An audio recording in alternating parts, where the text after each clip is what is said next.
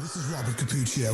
Welcome to the Self-Help Antidote, a weekly dose of reason, perspective, and insight, where we challenge conventional thinking and explore authentic strategies and insights around personal transformation. Our commitment to you is to bring you some of the world's leading experts in the domains of fitness, wellness, coaching, and behavior change, separating fact from fallacy. Okay, so this week, a little bit of a change of direction. I'm interviewing 15, probably more than 15 awards, but multiple award-winning filmmaker, Aimiende Negbenebor Sela, who is also, happens to be my wife. Hello. Hi, dear. How are you doing? So, the reason why we're going in this direction is because we wanted to talk about something that, to be fair, is over-discussed. But it's still underappreciated, the value. And it's easy to talk about it theoretically, but practically, when it happens, it can be devastating. And when we're devastated and our emotions are running high, it makes us less than resourceful. One of my favorite authors, I don't even know if you know this, Amy, but one of my favorite business authors is Tom Peters. And, you know, I don't think he's written anything in a while. He's getting up there in years now, but he was like one of these corporate evangelist gurus. And the thing that captivated me about Tom Peters when I first heard him back in the 1990s, late 1990s, is I was starting in my career. And for Tom Peters, his perspective was that business and work could be a conduit for purpose, to create magical things. And I've said it so many times. If you've not heard me say it, I'll define it now. If you've heard me say this, just bear with me. You know, people talk about purpose, but it's very hard to define.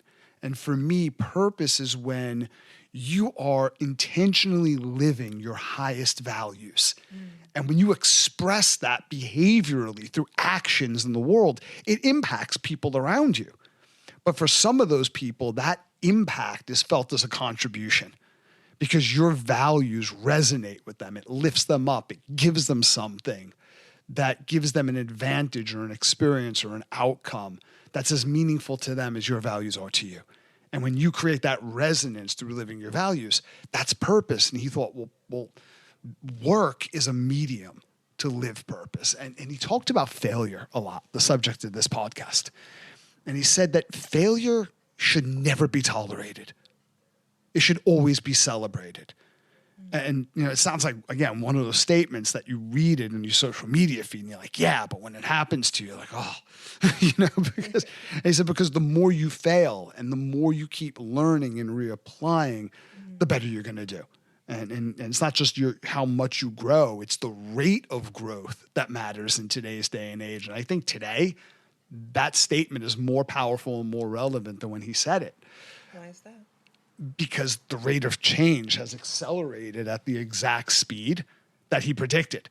So I mean, you had people like Gordon Moore, you know, we refer to it as Moore's Law, the founder of Intel, where he would say things like every 18 months, technology will double, but the cost to produce that technology would drop in half.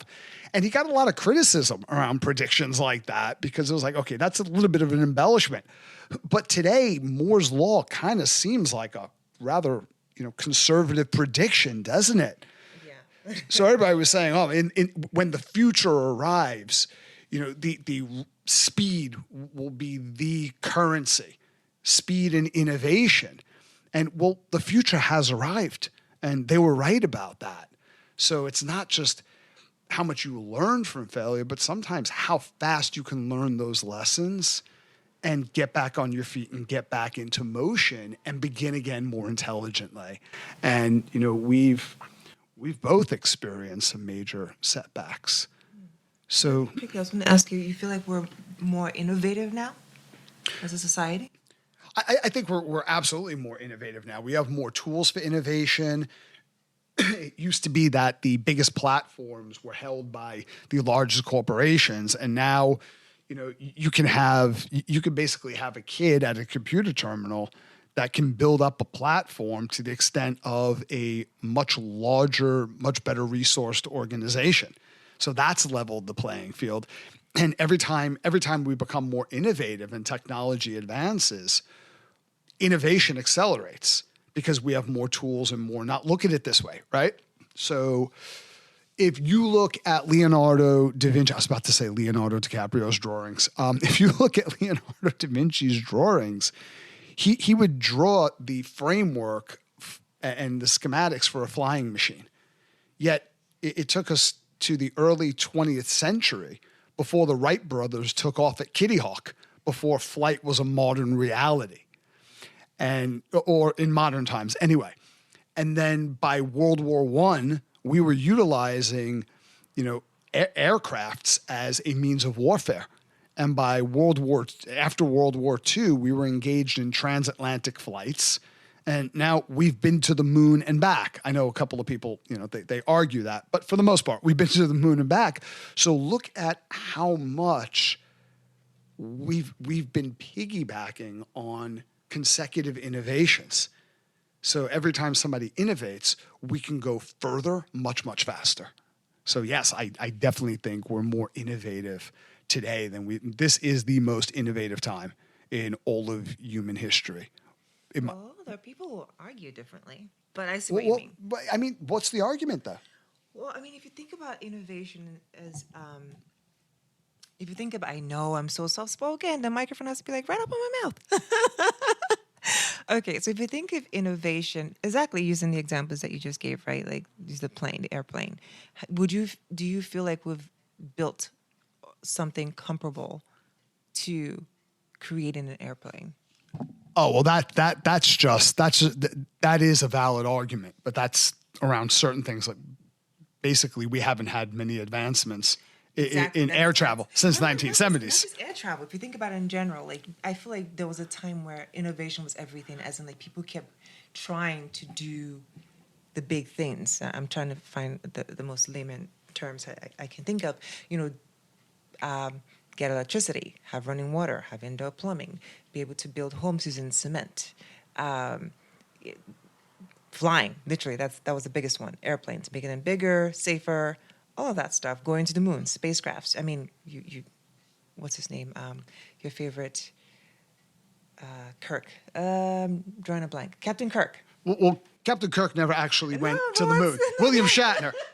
Kirk is a fictitious character that lives far in the future. Sorry, I'm a filmmaker. I think of everything in terms of films. Yes, him. He went on the Amazon flight, right, with the one that Jeff Bezos got him on. And, of course, we have, Anyway, my point is, in terms of innovation, in terms of being innovative, I feel like the big strides have been done. And, yes, we're piggybacking on those big strides. But a part of me feels like those great innovative, products, if you want to call them that, they've already been done. Well, it sounds a little bit like Charles Duell, the patent commissioner who supposedly, I don't think he actually said this, somebody else said it and they blamed it on Charles Duell, but he supposedly said that anything that can be invented has been invented. I just think you're dealing with two value systems that have to coincide, and sometimes they collide. And that's where innovation meets commercialization. And yes, like in the early 20th century, because if you look at the early 20th century, I know we're getting way off base from failure, but if you've listened to this podcast, you're used to tangents. Anyway, but there was also, aside from this in like ingenuity and this industrious mindset, and yes, a strong incentive around commercialization, there was kind of this esteem and excitement around building the new world. Exactly. And if you were a kid in the late 1890s, by the time you grew up, the world looked very different. Like you were listening to the radio, you were probably driving a car, you were going up and down these giant skyscrapers in lifts or elevators, and the world transformed maybe even more dramatically back then than even it's transforming today. And I think you're right. There was this passion around reshaping the world where now I think a lot of it is the incentive is financial or at least practical, because you are getting, like Mark Cuban is working on innovative ways to get people prescription healthcare. medications at a more affordable price, which is something that speaks very strongly to me. But yeah, I think you can make an argument, actually. And when you are in the process of innovation, you have to ask yourself, what is innovation? Because Right. it's not a insight. I think it's a process. So it takes imagination, but it's a modification, usually of something that already exists. Very rarely do we have a category-killing innovation that's completely brand new. So you imagine, you modify, you apply, you evaluate what happened, and you modify it again, execute, and reevaluate. So it's that constant process. And when you do that, I think one of the keys within the innovative process, as a matter of fact, it's either the key to or the lock on progress is failure. Coming back to the subject we were going to talk about. And me and you have both, as a couple and separately, Failed. experienced recently Woefully. massive failures. And so do you want to talk about, About my failures? How many hours do we well, it's have? a lot more comfortable. It's a lot more comfortable for me than talking about mine. So I would prefer to talk about yours, if that's okay. Oh, that's totally fine with me, because, oh my goodness, I feel like one of the things you have to find a way to live with. I know the best would be to get comfortable with, but that doesn't exist. So I would say, I mean, that process, I feel like it's almost impossible to get to a point where you're just comfortable with failure, but you can get to a point where you can live with it, I think, where you're like, okay, I failed at this thing. What are the lessons that I learned? And usually that's at the very end, because you're not going to, unless you're just, I don't know, a genius. I don't think you go from failing to learning what the lessons are. I think there are many steps in between. Like you go from you fail, you get upset, you grieve the loss, hopefully, you get upset and all the things that happen, and then you're able to then get to the point where you're like, okay, so what can I learn from this experience, and how do I be better next time if I find myself in this situation, and so on and so forth. But yeah, I would say, oh my goodness, I envy those people that feel like they can say they have no regrets in life. Because first of all, maybe it's just my personal opinion, but I don't think there's such a thing. There's no way to live a full life without having regrets, Unless you're delusional or a sociopath. I completely agree with you. And I think failure is part of that, yeah. Regrets are important because regrets show you what truly matters, and in retrospect, what had mattered.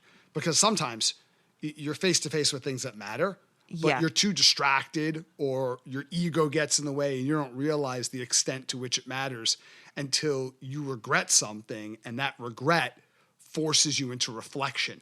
And that experience times reflection equals wisdom.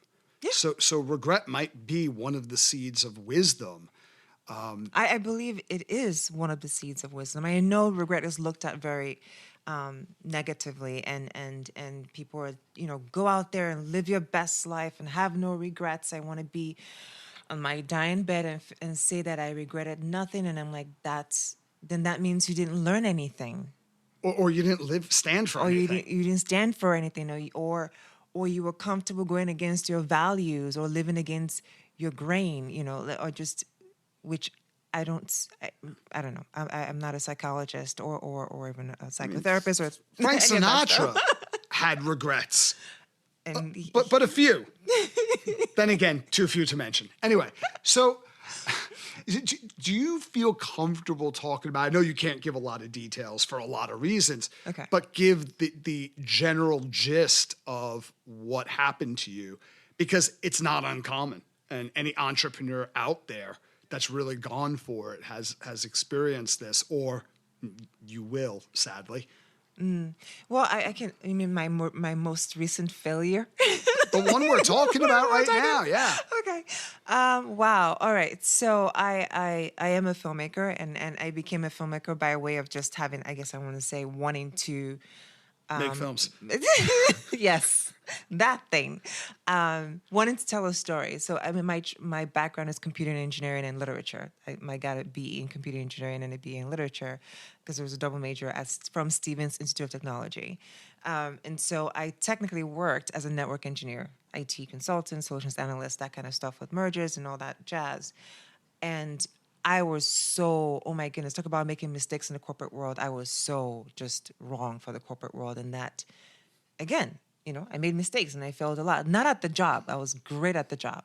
But when it came to like the cultural stuff or the office politics or any of that stuff, it just went over my head and I made every mistake in the book. And so long story short, after getting basically fired from a lot of jobs, and not because I'm not good at what I do. It's a common entrepreneurial story, though. I mean, it's the DNA of an entrepreneur or some entrepreneurs. You just get fired left, right, and center. And you're like, shoot, okay, that's it. And if that doesn't work, just go to Harvard and then quit. So, basically, yeah, right? The And then do your own thing. So yes, I started working at my dad's machine shop as a machinist, and of course, I was really great at that too, just helping build camera body parts. And while doing that, I'm like, okay, so I studied computer engineering and literature at the same time. I didn't do well on the engineering side.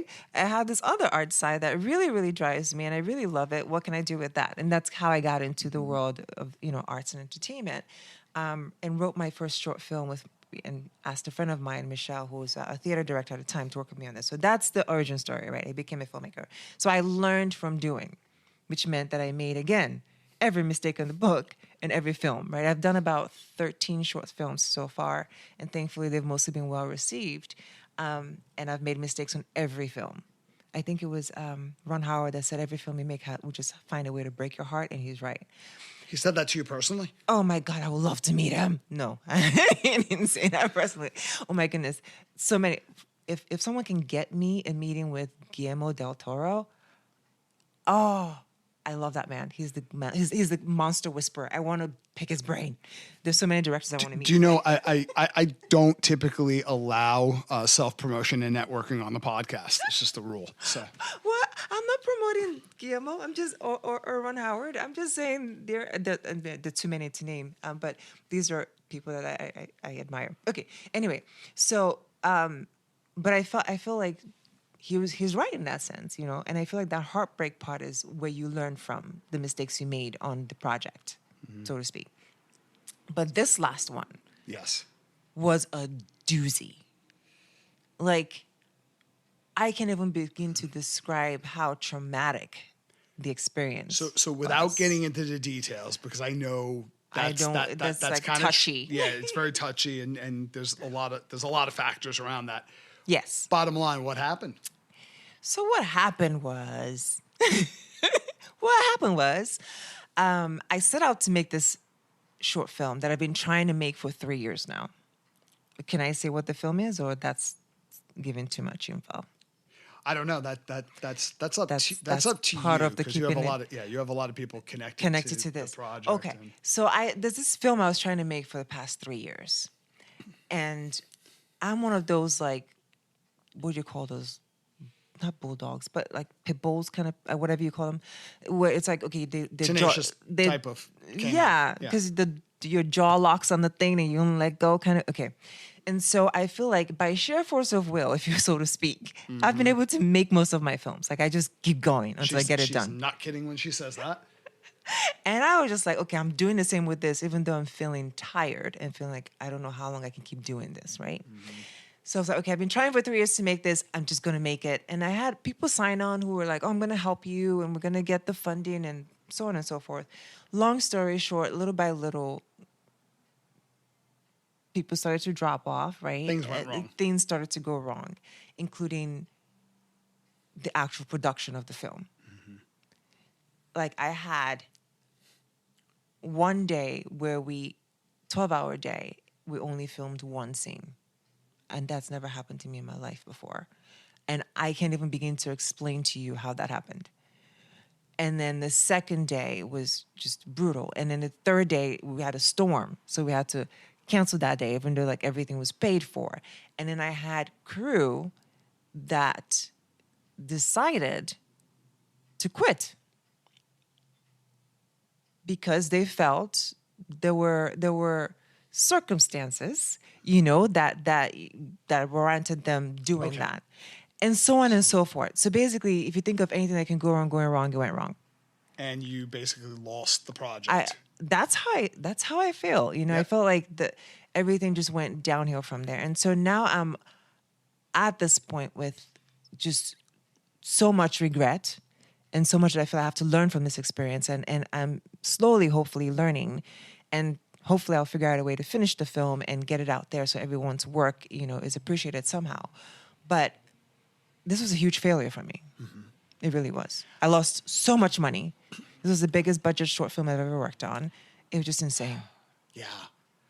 And one question that people don't ask themselves frequently enough, I think, after a massive failure, and I know it took me a little while to start asking myself this question, what did you do right? I'm very fond of that question or that line of thinking because there's always things that you did well. And if you had a chance to do the same scenario again, those things, in retrospect, were powerful. And you would probably choose to repeat those behaviors, that mindset, that strategy. And I think that's just as important as, if you can go back in time, what would you have done differently? I think those two contrasting questions are critical. Maybe just because human nature, I guess we always look at, okay, what did I do wrong and what could I have done differently? I honestly haven't thought about what I did right. I feel like I'm still in the trauma phase where I'm just still traumatized, if I'm being vulnerable and honest. I honestly don't know what I did right. I can't think of anything because I'm just clouded by how traumatic this experience was for me. But if I was going to pick one or two things, I would say I asked for help, which I think is huge. And part of that was asking for help from you as well. When I was, at a point where I was just like, there was nowhere to turn. I was done. I had no other issue. I had no other recourse. And of course, unfortunately, cost you a lot by doing that. But yeah, I asked for help. And that would be like the one thing I can think of right now because everything else is just clouded by the pain from the experience. One of my friends and former guest on the Self-Help Antidote, Ruben Gonzalez, his latest book that he wrote, I said no self-promotion. I'm promoting somebody else. His latest book, The Shortcut, and it's written in parable form, kind of in the same style as Martin Rooney, let's say. And they're both really successful authors. It's an interesting title because if you know anything about Ruben Gonzalez, shortcuts are just not really his thing. The guy became a repeat competitive Olympian in the luge in his 40s. So a 40-something-year-old guy deciding, okay, I'm going to throw myself down a mountain on what looks from a distance like a lunch tray. And he's just really tenacious. And he was talking about this guy who was super talented in his job. And he was super talented. He was hardworking, industrious, trustworthy, but he was going to get fired because he was performing horrifically. And the reason for that was he never asked for help. He never sought out help because a lot of times people think, well, if I seek out help, what does that mean? Or how will I look? And they don't realize that is a major growth edge. And that's a sign of maturity. That's a sign of humility and leadership. So asking for help is enormously valuable when you are, which you were and always are, doing all of the work. You're doing absolutely everything that you can do. and then you come to the end of yourself. I think that's a little bit different than starting with asking for help without trying, which is one of your core values, try. And That is absolutely my core value. Try. You have to try. you know, and when we think about failure and innovation, I think one of the most popular stories was a conversation that I believe it was Napoleon Hill had with Thomas Edison, where he was talking about the commercialization, not the creation, the commercialization of the light bulb, because a year earlier, Sir Joseph Swan invented the light bulb, but it was a platinum impregnated filament, which worked well, but it didn't burn for very long. Right. So Edison didn't actually invent the light bulb, although he took all the credit for it. Everybody knows that by now. Yeah, but he commercialized it, which is, you know, that's a monumentous achievement. Yes. He discovered it was the carbon impregnated filament, but the story goes he failed 10,000 experiments. And after failing an experiment, I don't think he just started from scratch. I think you have to ask yourself, okay, what actually worked and what didn't work? Otherwise, you're going to have a lot more failed experiments, because every time you're starting anew and you're winging it rather than executing an experiment far more intelligently with the two opposing questions of what did I do well? What didn't work? What should I have done differently? And when Napoleon Hill said, well, how could you keep persisting in this, even though you failed 10,000 times? He corrected Napoleon Hill and said, you know, I never once failed. I successfully identified 10,000 ways not to invent the light bulb or not to extend the life of the light bulb. Yeah. I mean, Edison was known for a lot of things. I think if you would have spoken to Joseph Swan, he would have said he was known for being an arrogant, self-promoting thief.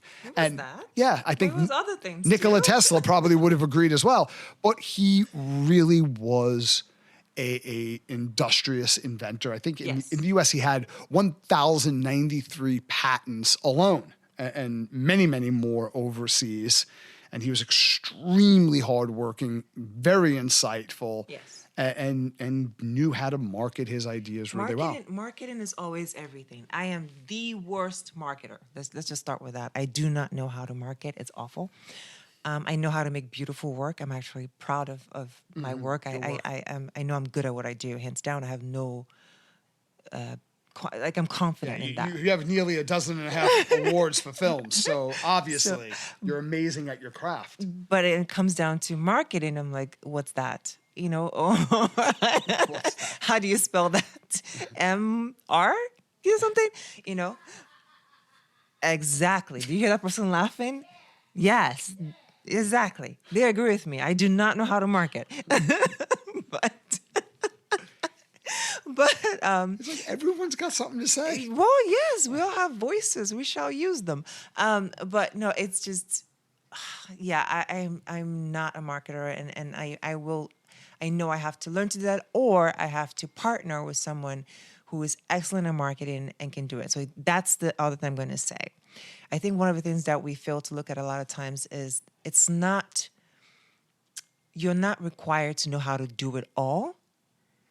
You are, however, required to know how to, ask for help and to work with others who have skills that you don't have, skill sets that you don't have.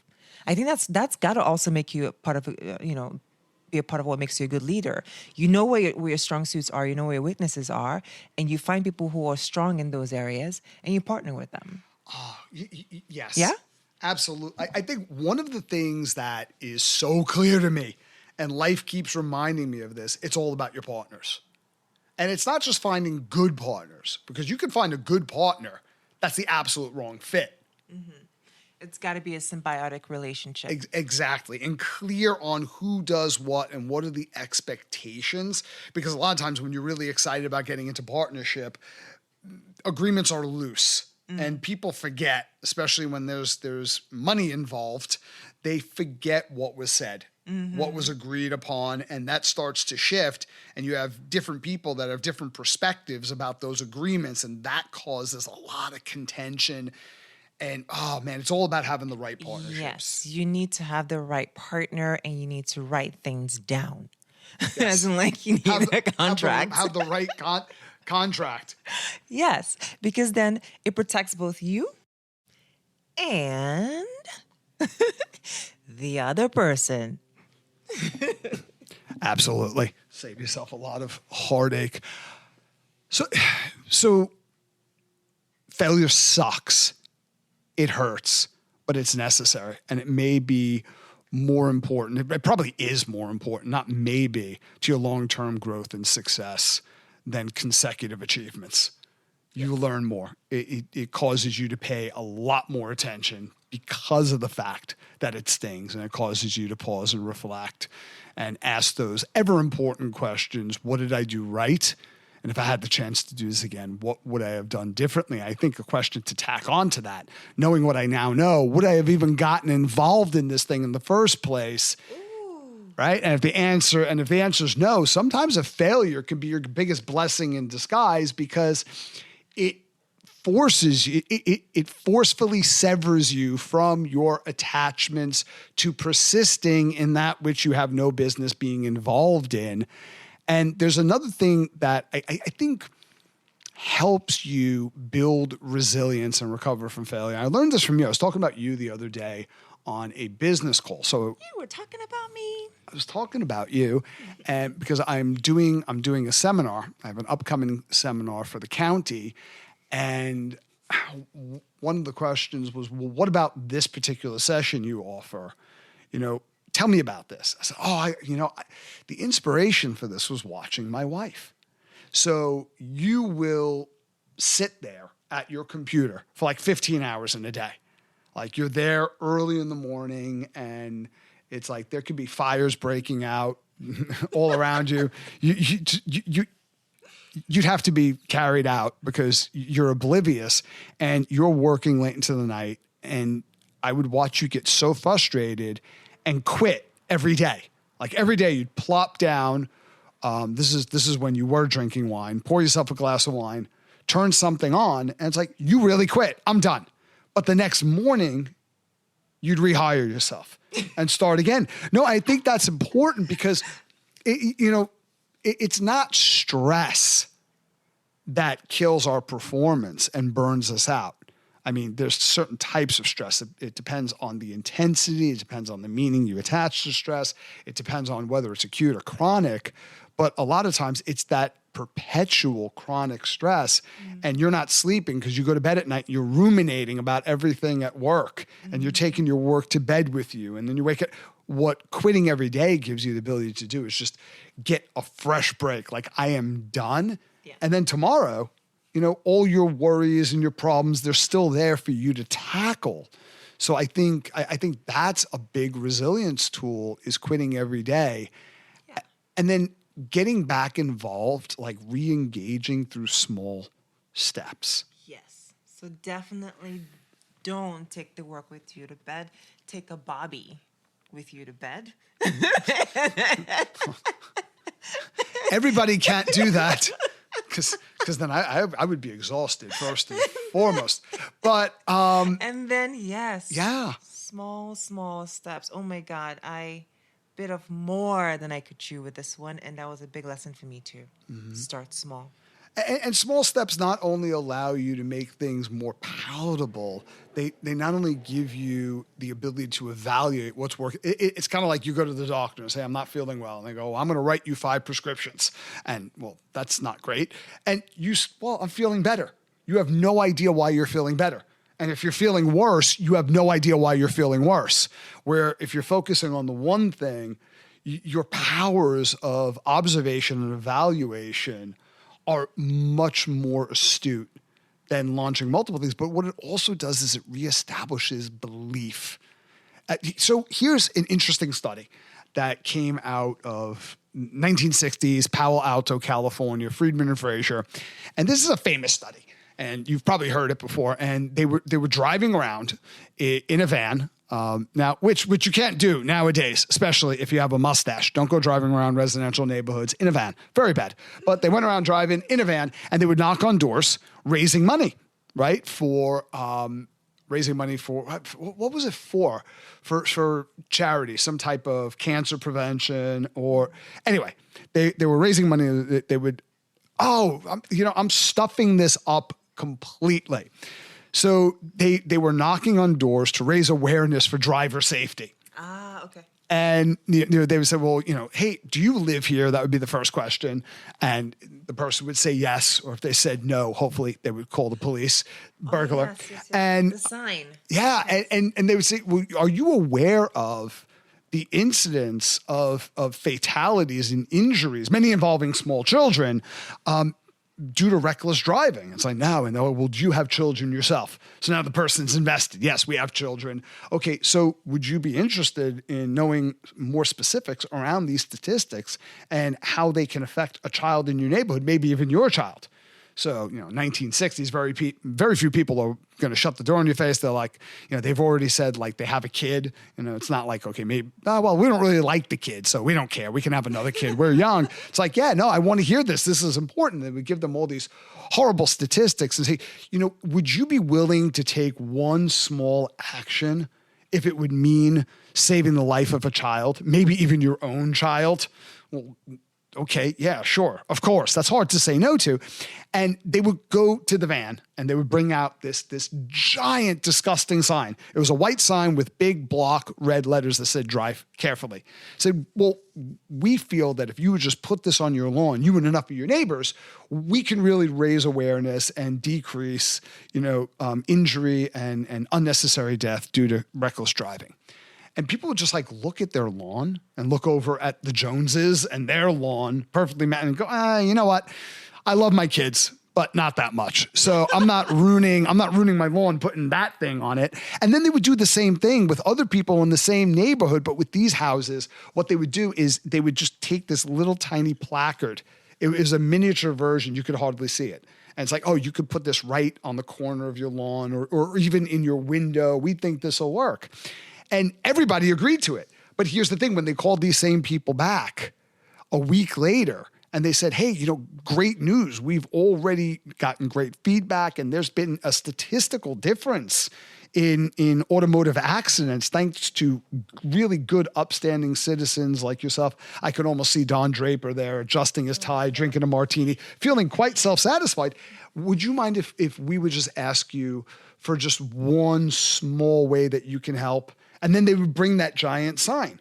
Well, 77% of the people who agreed to the small, tiny, almost unnoticeable sign agreed to the big sign because they started to shift their identity. They were already someone who is engaged in actions that a socially conscientious person would engage in. So it's not like they said yes because they were pressured. It reflected the identity already started to form. And one of the most important things I think after a massive failure, start doing little things like these little wins and small steps. And it's not even about the outcome. It's about once you're engaging in this after a failure, you're starting to reshape and repair your identity. And that's critical. Okay. So take small steps and celebrate the wins, no matter how small they are. Well, yeah, that's a very concise way of saying it. Okay. You don't even have to talk about like what happened in Palo Alto decades ago. So yeah, anyway, I think you might be the new host. Just wanted to say thank you. Thank you, Amy, for joining us. Thank you, Bobby, for having me. And as always, thank you, listener, for joining us for another episode of the Self-Help Antidote. May I add one thing before you close? No, we're out of time. No, of course you can. It's just something I like to share because I am a humanist and I really believe that if we just really remember that we're all in it together, it will help. So I'm just going to close by asking you to please choose kindness as much as you can and show empathy, because when you share that with others, you actually help yourself as well. You share empathy with yourself as well. You can do it on a scale, from 1 to 9. Forget about 0, forget about 10. If today all you can afford to share in kindness is a 1, that's good, and aim for a 9. But just choose kindness. Thank you. Small steps. Thank you for listening. I hope you enjoyed this episode. Visit us at theselfhelpantidote.com to share your feedback, insights, and recommendations on what topics you'd like us to explore in the future.